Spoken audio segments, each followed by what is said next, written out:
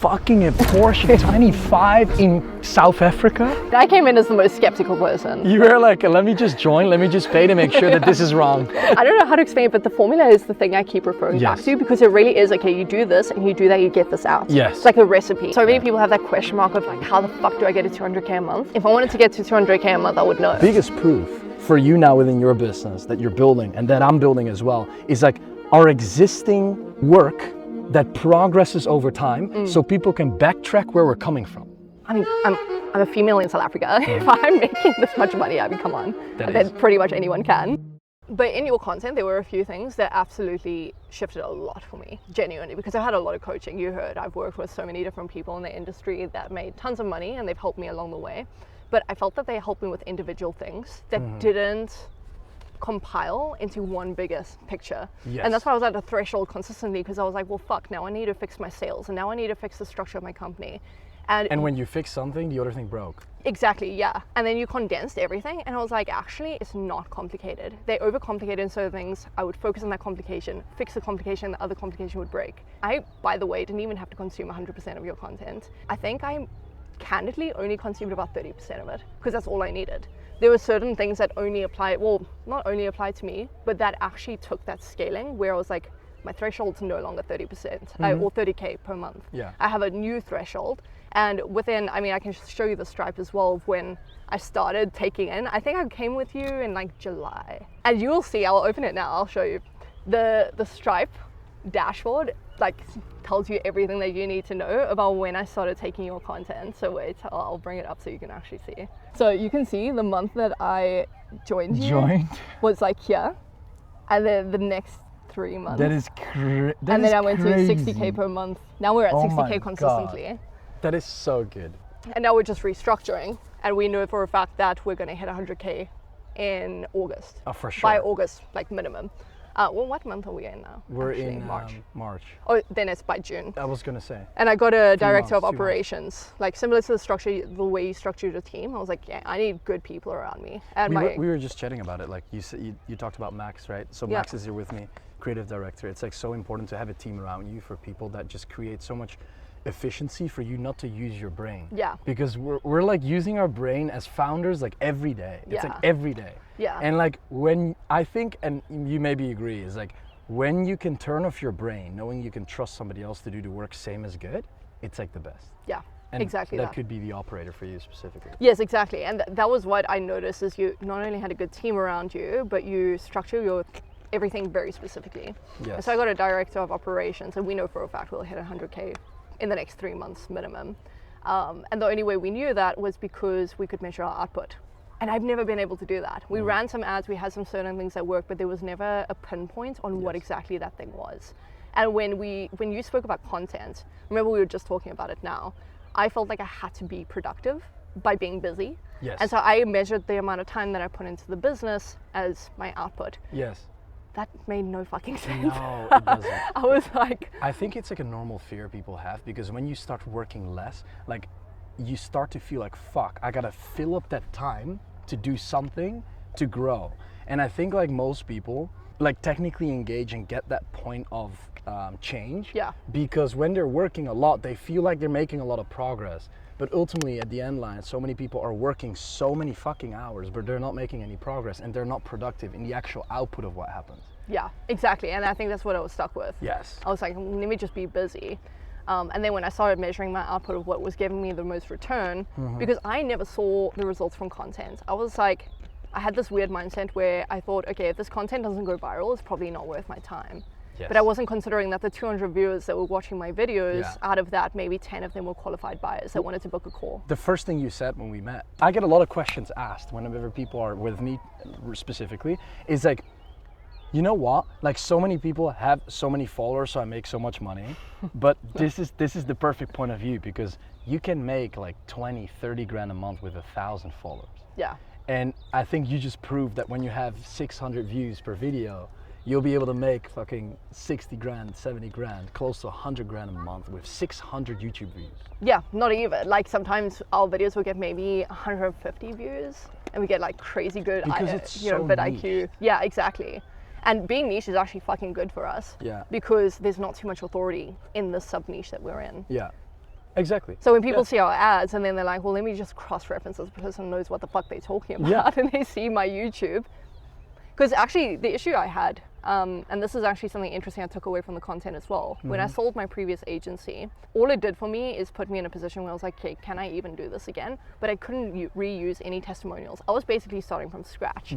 And what changed the game for how I scaled so quickly straight after that was the fact that my videos acted as the testimonials. Yes. It's just me talking about a value perspective in a niche. So the same way that you talk about appointment setting. People are gonna watch that. It's not like you need someone like me to come and say, hey, Nick did this for me. But that's what changed it for me is I was creating videos about email marketing, for example. I didn't have to show the results we got for a client. Why do you feel like that? What made my content different from other people's content that you watched, and why were you able to act on it so accurately as a second question? Because that's the thing, right? People can just watch it, but how were you able to act on it so precisely to get the desired result that you wanted? The main thing that got me, because remember I said, maybe I shouldn't say this, but I did not like you the first time that I saw you. It was just like this, I'd never seen someone with the approach that you had that was very brash and like called people out the way that it was. And ironically, the same thing that put me off of you is the same thing that I was like, how does he know that this is my pain point right now? Like that kind of pisses me off. And you mentioned a lot of the pain points that I was facing, and I was like, okay, well, if he knows the pain points and he's obviously in a similar position, or has been in a similar position before to identify that pain point. He obviously knows how to solve it. And the more I consumed your content, the more I was like, okay, fuck, but how is he doing it? Like how? And I think you get this all the time. I'd try to funnel hack you. Yeah. I was like, no, there has to be a formula. It's like, it's fun because the funnel hackers always join like around a couple weeks later. From the moment they actually funnel hack. I am that person. I was the one trying to funnel hack you, and I really did try. And then I was like, well, I don't know the angles. Like I don't know the formula. And I was so suspect. I'm very naturally very skeptical. I'm very hard to sell as well, like very, very hard. I do think I know best sometimes. Yes. And because I've had so many other mentors, I'm like, it's fine. Yeah, which is a normal thought. And like I think like a lot of people, like it depends, because like some people are easy buyers and some people are very complex buyers, right? And at the end line, how I always view it is whenever I invest into myself, whether that's my health or whether it's anything, it's like, even though I would not get any single dollar of a return, I got a lesson out of it, and that lesson is worth my next investment. You know, making the investment in the right person the next time. There's so many shifts actually, but the fact that I only had to consume 30% of your content is actually pretty impressive, because I've had to consume 100% of all the other content to what suits me, because they were very specific problems, but I think you really compartmentalize everything so fucking well. What has changed in your day-to-day in terms of like work and productivity, but also how your team operates and how your workload operates like on a daily basis? Like what are you doing differently? So I'll break it down. The main thing is I was very involved in the business. I was consistently trying to like tweak the ads, do lead generation, do cold email, do these cold DMs and everything, even trying to get salespeople in the business to do it with me. And there was never this like predictable lever that I could pull to get consistent leads. Consistency of leads was my number one pain point, like for sure. And that's the one thing that you spoke to me about in your content in adversity. How do we go about solving that? So I thought it was by consistently trying to like do more emails and more cold DMs to save costs. And I was like, actually, like this fucking guy gets what, like 10K followers a week, and out of those is so qualified.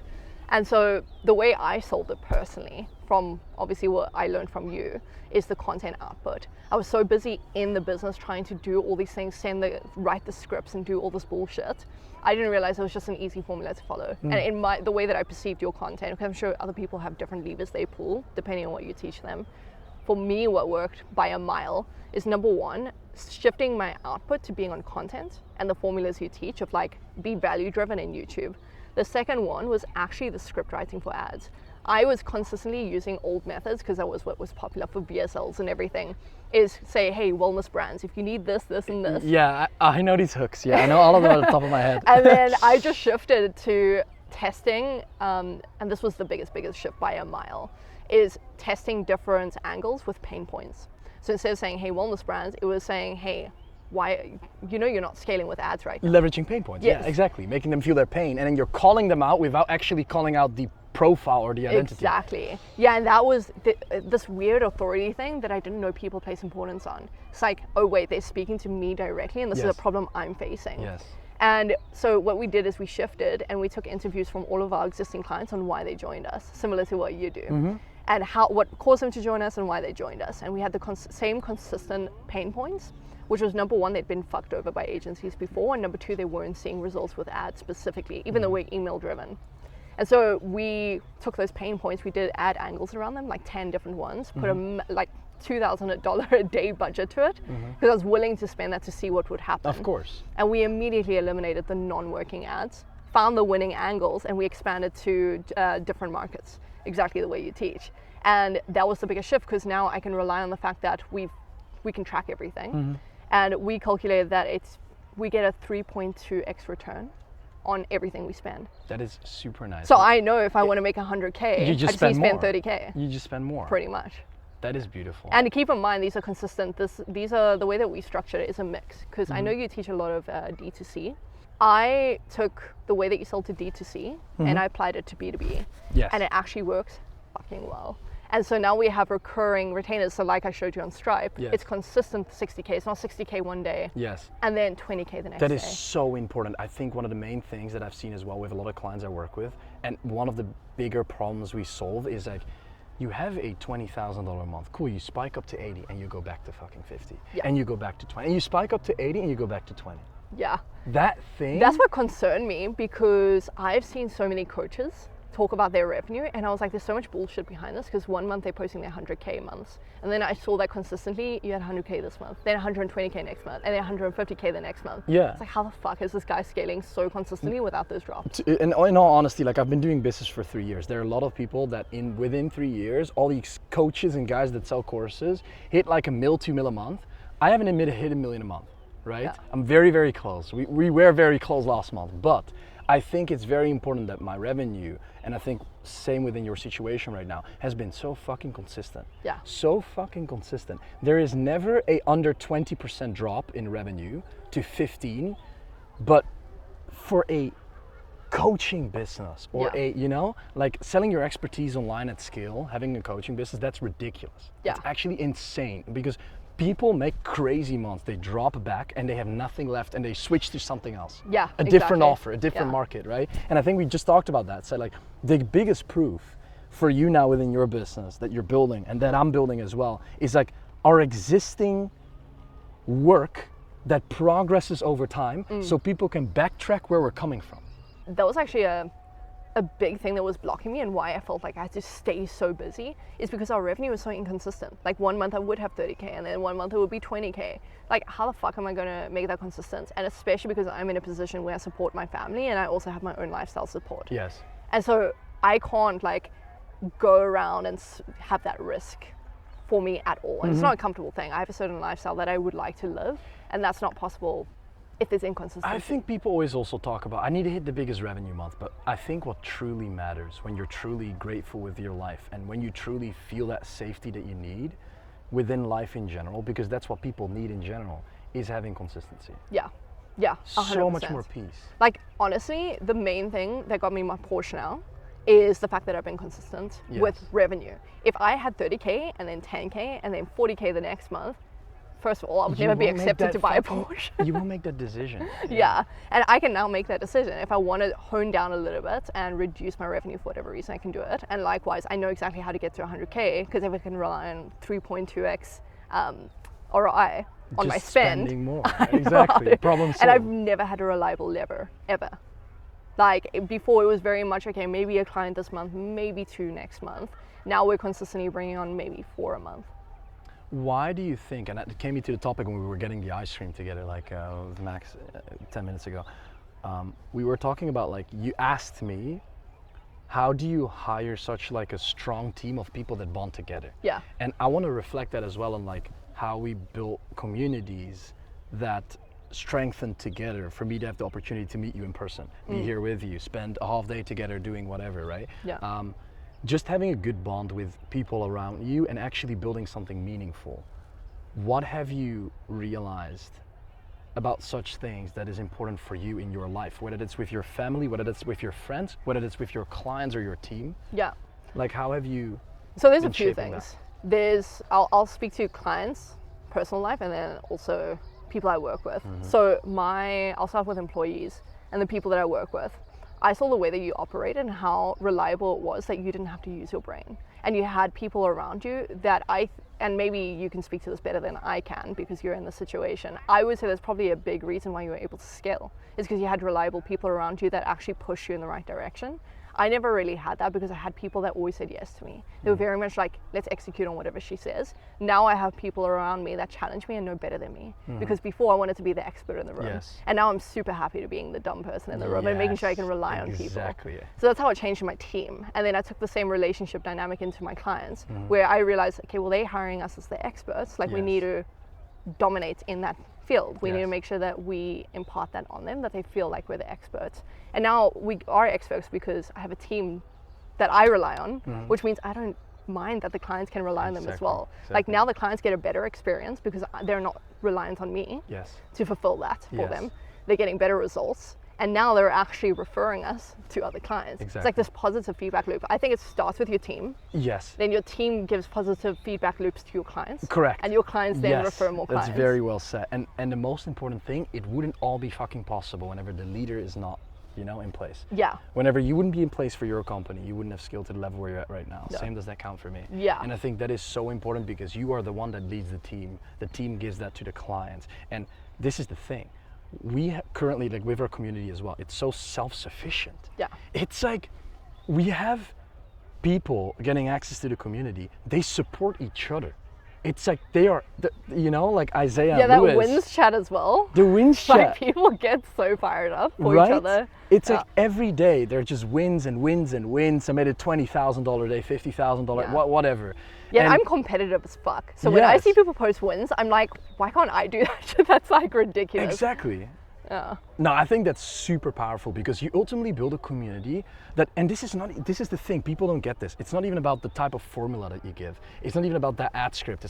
It's just about building something that people can be proud of. It's building something, it's like building a feeling, It's like a door you can open. Yeah. And then it's like, it's an energy that you want to enter. And like, especially with like, I think the clients I have, it's like, they're sophisticated. They know what they're doing. So like they're high on competition. Yeah. It are not like, it are normally people that have a lot more experience in business. They love to actually build big stuff. Yeah. Because that's obviously probably what my vision is, so it attracts these clients. I don't like the clients to settle for like 50 grand and be a solo consultant. But I think that's the most beautiful thing. It's like you join a community and you have that feeling of like, listen, I want to make as much money as possible here. And everybody has that same feeling that they want to win. Yeah. You see what I mean? 100%. Yeah, the way that I think about it, like while you were explaining it, it kind of reminds me of how, and you've probably experienced this, when you walk into just a regular watch store, like you don't know what you want. It's like a little bit touch and go. You probably leave without anything. And then when you walk into a Rolex, you get a certain kind of feeling when you walk in, you're like, actually I belong in this space right now, and there's this echelon that you fit into, and that's kind of the community. Exactly. You're so specific with the quality of people you bring in. It's that Rolex experience. And when you decide, and when you're very specific, and this is important because when you're specific in the type of people that you allow, you will be able to strengthen it up so much faster because the right people can only help the right people. Yeah. True. That's a good way to put it, actually. Imagine that. Imagine you like one wrong, and this is even the case. It's like when you have a group of the right people only in the first place, and you add one, let's say you have a group of 10 positive people, you add one negative person to that group, that negative person will turn into a positive person. It's true. Right? Yeah. And I think that way, when you build that foundation well, as a great community, and you even add people that are slightly off, they'll transition into being that person. Yeah. Yeah, because for perspective, I don't even know if you know this, but I think like 5 years ago, we actually lost our house. Like we had fuck all, we had nothing. And so to take that mindset of kind of I don't know, a bit of a poverty mindset where you think that you're a victim, like you don't deserve wealth, you've never seen money, you don't know what it looks like to actually make that kind of money. I think that's why I sat at a threshold for so long at a specific amount of revenue, because there were so many things I had to change about what I believed in my output and my persona that had to change, and that can only be changed when you join a certain community. I think you naturally sit at a threshold until you're surrounded by people that, I would say the biggest thing is seeing that you consistently made 100K made it more realistic for me that was possible. But sitting at a certain threshold, coming from the background that I came from, it's so difficult to surpass that because you think that is all you worth making. When you wake up and you see a Discord channel with like a good amount of people that say, listen, I made 100 grand. I made this, you're and gonna so get, consistently, you're like, is it that fucking easy? Then I have to, like, it has to be easy for me as well. Yes, and exactly. I mean, I'm a female in South Africa. If I'm making this much money, I mean, come on. Then pretty much anyone can. I would say like where you live, who you surround yourself with, and how you grew up matters so much. Yeah. It matters so much, right? And in generally said, like I also didn't have the easiest childhood, but I always feel like the people that had an easier life, it's harder for them to become successful. I think so. I'm always telling people, like for me, it's like, no, but it's like, it's nothing crazy. It's like, obvious, like I had enough pain. It's like easy. It's when you have an insane amount of pain, it's not difficult to win. Yeah. Because you have like a power Your that nobody else threshold for pain has. is so insane. Right? Yeah. So like, that's why I'm always like people that have easy lives. And if they do become successful on their own, it's kind of even more crazy than for people like us that had crazy shit happen in their life. For us, it's like obvious, like, you know what I mean? We have to do it. Yeah, we just have to, it's like a must. Yes. It's like you live for it. Otherwise what else are you gonna do? Yeah, because we've experienced that discomfort or what it was like without it. But I think when people are so comfortable, they don't have the desire to change anything. Like I'm just looking at like the people and like the flowers and everything. It's like such a beautiful location. Yeah. You just bought your Porsche. Yeah. Like, how does life look like right now? Be completely honest. You're just working every day. Like, what is going on in your life? Like, how are you experiencing life? Because I might be thinking of buying a house here, Max, in Cape Town. I think that should happen. I think that should definitely happen. Yeah, it's beautiful here. Constantia is calling your name, I think. It's like, money is like obviously amazing, but I think if you can share money with amazing people that you love, or you can appreciate things in life while doing certain things, taking on certain opportunities, even buying certain things, whatever. Like, how are you acting on that? What are you currently doing? So I would say that I've always experienced, like since starting the agency and since having revenue that was consistent, I experienced a really good lifestyle where I can travel wherever I want, and I never had that freedom. Being able to buy groceries without looking at the price tag. Oh, trust me, that's the best thing. Like, that's insane. Sorry to interrupt you, but I always reflect it with like blueberries. I wanted to buy blueberries and they were like $3 for such a small pack, and I was like, fuck no. And now every time I'm in the supermarket, I see blueberries, it's like I buy like 5 packs. It's crazy. I use the same thing because when I was younger, my mom used to buy us like salmon. It's such a small thing, but salmon all the time. And then we lost everything and lost our house, and we didn't have the luxury of having salmon or steak or anything that I wanted. So now I make a consistent effort to have steak and salmon consistently. That's like the small consistent symbol of the freedom that I have right now. And then the other big shift, obviously, like you said, is I never was even in the position to sometimes go to school because we didn't have enough petrol to put in the car. And it's not anything that I can change. But now, for perspective, I just bought my Porsche, and actually 2 months ago, I don't know if I told you this, 2 months ago I bought my mom her dream car in complete cash as well. Really? Yeah. That is crazy. So in the span of 2 months, I've bought 2 cars, and the true Nick way in full. I pay in full. Pay in full. And that was the biggest thing. I actually wanted to buy myself a Porsche like a year ago. I definitely was not in the position to, but I wanted to do it, and I didn't want to do it until I got my mom the freedom that she wanted, because she deserved it more. And so as soon as I got her car, I was like, okay, I'm gonna let myself get my car. And nothing has put me in strain. It's like, how the fuck am I able to buy a Porsche and still go get anything I want and do what I want? Yeah. No, I think what we should do is we should do a Porsche retreat. All the I know like a lot of other clients that also have a Porsche, so we just should do a retreat in the Swiss mountains or anything like that. Okay, I'm done. That's ship actually my Porsche there. Yeah, you should ship it out. No, that's beautiful. Yeah, it's weird because again, that symbolism of not being in that position years ago to now sitting and staring at a Porsche symbol in front of my face and it's mine. It's not like a rental. Yes, that's different. It's just yours, and you bought it with your own money. And I think as well, like so many people try to just buy it for, like I buy it because I actually fucking love to drive it. Like when you're on the track. Yeah, that's so different. You know what I mean? Oh my God, it's beautiful. Yeah, and I'm not a materialistic person. There's only two things really that have been materialistic, and it's been watches. Everything else, I don't buy clothes. I don't buy new homes or apartments. So I don't like try to. I think Max, where are my outfits from? You always go with Nicolina to get it, my PA. Zara. Yeah, I also, this is entirely Zara, and that's it. No, like, exactly. So no, I have the same thing. I don't have watches either. I don't have any watch. Really? No, I don't have any watch. It's like I can buy a watch, but I just really don't care about it. Yeah, if you don't care. It's even like sometimes I force myself into thinking, oh yeah, I do care about it. You know what I mean? And I'm like, honest about that. I just don't give a fuck. I really don't care. But no, for me, it's like my Porsche, and then to be honest, nothing else. Yeah. Sometimes I'm like, if I look at this, I'm like, damn, I gotta work harder to buy something like this. You know what I mean? Yeah. I like to spend a lot of money. Like I could easily spend like 30 grand per month on a nice apartment or a nice house in Dubai. Agreed. Like I can spend like 300 grand a year on like living somewhere beautiful and great. But it also makes sense for you because, and I guess for me as well, I would be more than happy to spend money on that because you spend most of your time working anyway. Exactly. Like that's kind of money that's going towards the environment that you're creating all your wealth from anyway. You're there, you're sleeping there. It's like why do people not spend 10 grand on a nice room with closed curtains, right? Yeah. Full black room. Make sure you get really excellent excellent sleep. Yes, like it's like so important, and even the food. Yeah. It's like realistically for us, it doesn't matter if we spend like 1.5 grand a month on food or 2.5 grand on food. It's like it's worth everything. Yeah.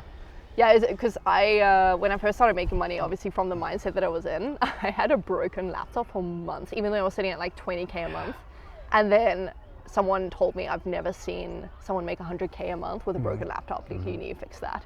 And then I got a MacBook and I was like, what the fuck was wrong with me? Yes, right? Why did I not spend on something that mattered? You only realize it the moment you actually get access to it, and you probably learn from that pain to never do that same thing again. Yeah. What would you tell the people that are on the fence of whether it's working with me, joining the community, getting access to what we have? Yeah, I would say it's not chance or luck that people end up making consistent revenue. There's a formula, and I think people need to get out of their own victim mentality that, that's just luck. There's no way that he does it all the time. There's no way that he can help someone like me. I feel like that's such bullshit. It's such a victim thing. I feel like you just need to step back and realize that there's reasons why people like you are consistently making the success that you are and helping other people do it. There's clearly a formula in there, and I think if you need a formula, that's all it is. Like follow a step by step. It's not like it's going to happen overnight, but it's going to happen. And I think that's the point. If you could guarantee, I think you kind of think about it the same way.